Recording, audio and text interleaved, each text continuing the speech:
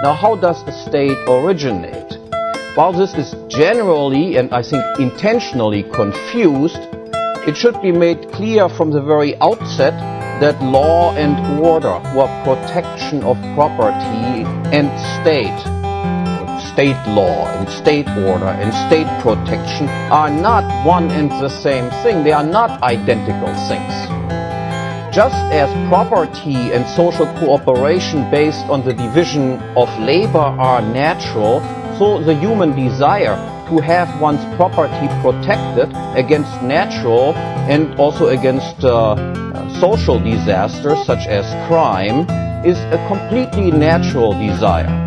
And in order to satisfy this desire, there is of course first and foremost self-protection, precaution, insurance, individually or collective, vigilance, self-defense, and punishment.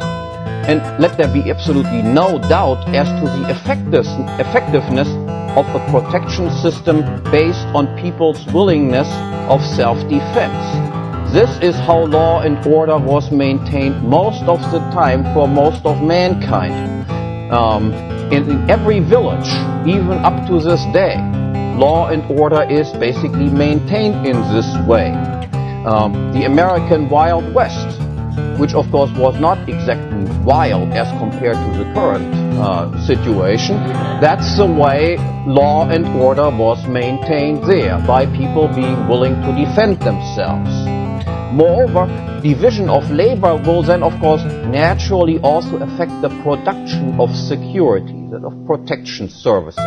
The higher standards of living grow, the more people will, besides relying on self-defense measures, also want to partake in the advantages of the division of labor and attach themselves for protection in addition to relying on self-defense to a specialized protector, to providers of law and order and of justice and protection. And naturally, every person will look for this particular task for assistance. He will look to persons or institutions who have something to protect themselves, who have the means to assure effective protection, and who have a reputation as just and impartial judges.